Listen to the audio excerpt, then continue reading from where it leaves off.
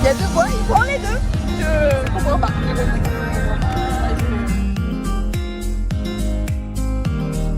C'est pour le Tour Notre-Dame, c'est la mascotte du Tour Notre-Dame. Une relique.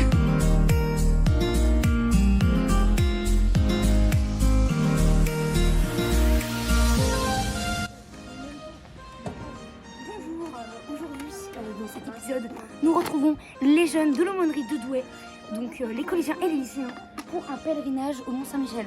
On n'est pas au Mont-Saint-Michel, mais on fait quand même un pèlerinage au Mont-Saint-Michel. Nous sommes arrêtés à Pont-Main, là où il y a une apparition mariale. La petite statue est derrière, vous ne la verrez pas, tant pis pour vous. Et donc voilà, après cette petite pause, nous allons découvrir le prieuré, qui j'espère est bien, parce que moi je veux du confort.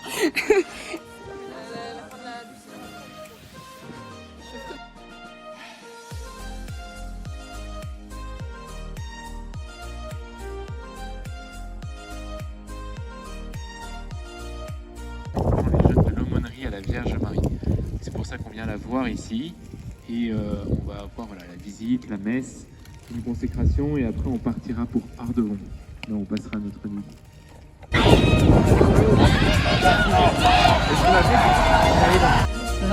l'abbé Michel Guérin, quand il a restauré cette église, ce clocher, il a placé une petite vierge à l'enfant.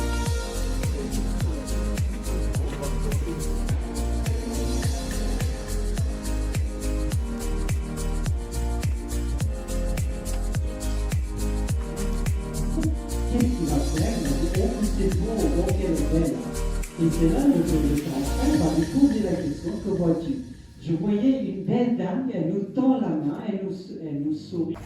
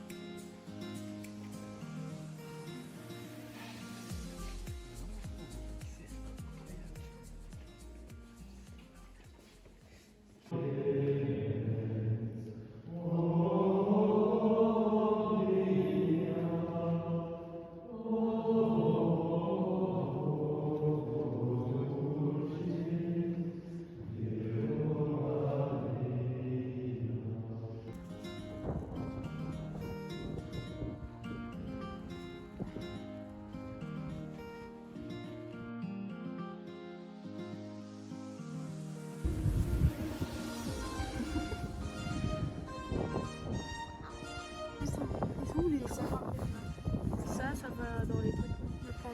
Mais là, il y a un petit trou. Il y a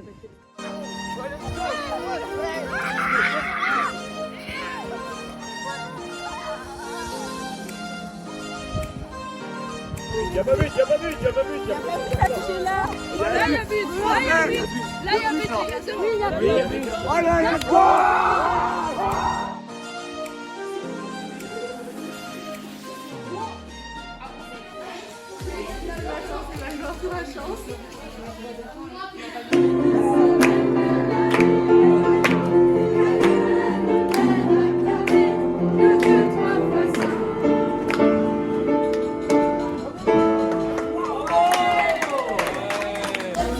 Tout le monde a quelque chose de normal.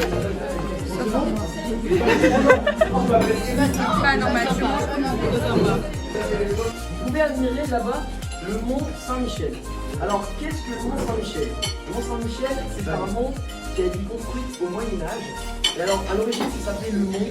Et dans les années 1900, il y a les Madeleines Saint-Michel qui ont pu sponsoriser le mont. Et donc, depuis, on appelle ça le mont Saint-Michel.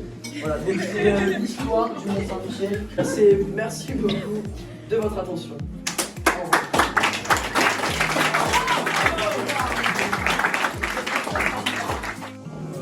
Un moment de silence. On a déjà fait. Tu vas piquer de l'argent.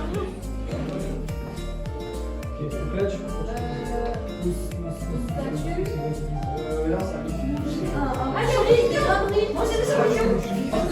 Là, là, là, là, là, non, je... et des baguettes qui se touchent sous la pluie. Qui sortent sous la pluie.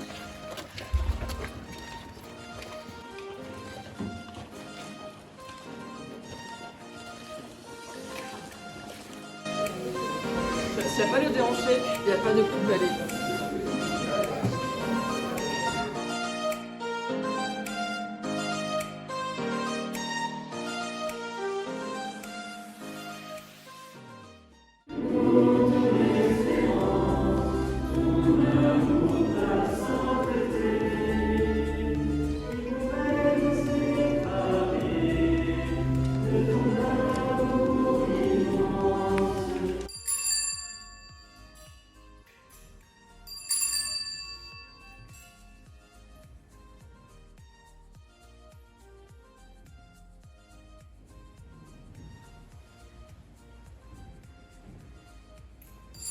C'est-à-dire que tant qu'on est sur Terre, on peut changer.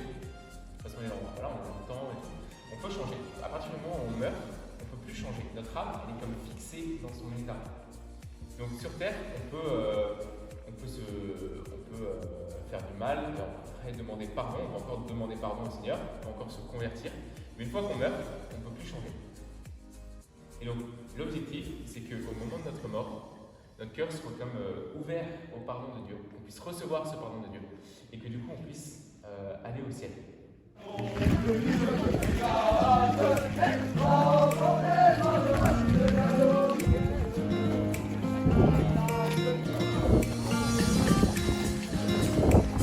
C'est ennuyeux, on gueule, qu'on gueule, c'est ennuyeux, on gueule les plus forts.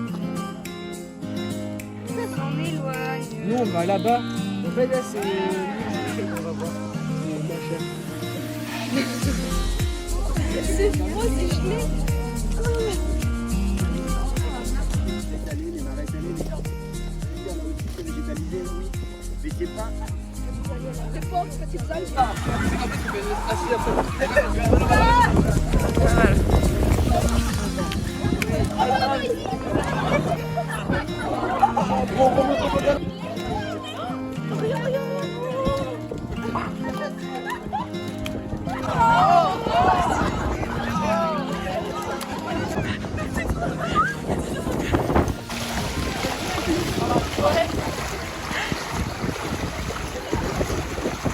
C'est tant qu'on a le regard tourné vers Dieu ou tourné vers le Christ, on arrive à avancer.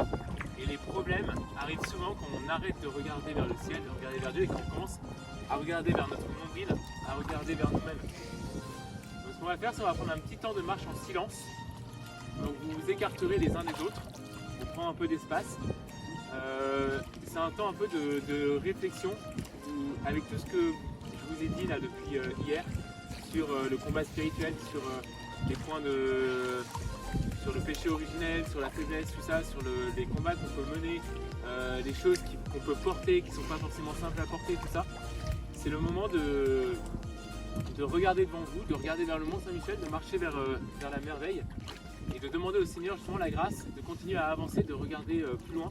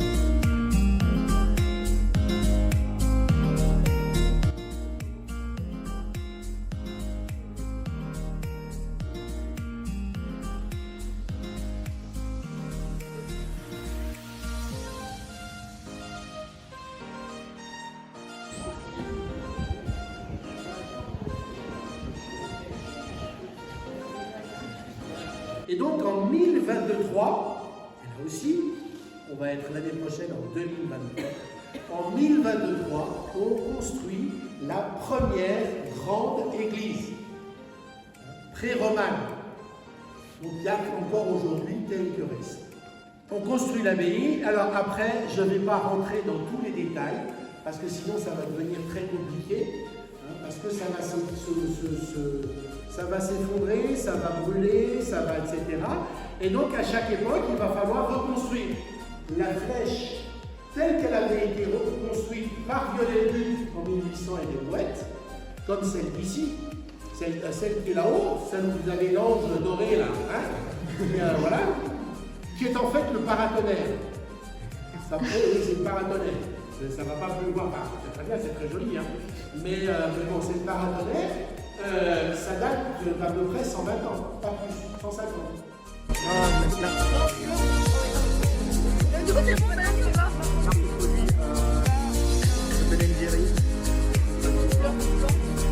Légumes, fruits, bananes.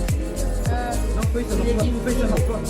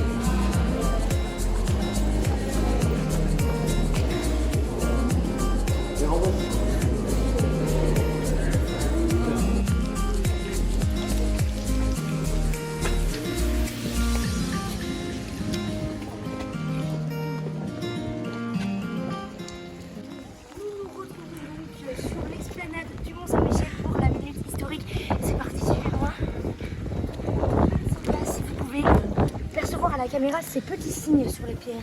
Petite croix, un 6, le 8 revient fréquemment. Un triangle. Pourquoi y a-t-il ces signes sur les pierres? C'est tout simplement parce qu'à l'époque, les artisans étaient payés à la pierre posée. Pour se faire payer, ils devaient donc graver un signe pour avoir le salaire juste. Je vous remercie d'avoir écouté la Minute Historique et nous allons faire taillou parce qu'il commence à pleuvoir.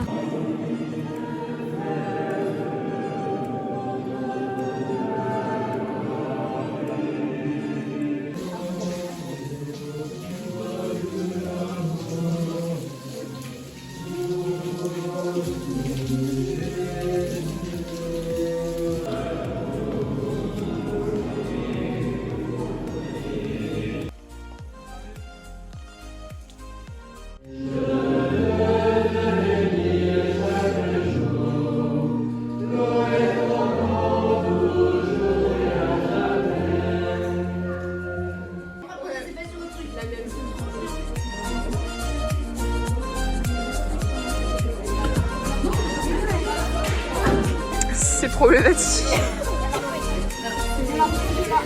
C'est pour ça.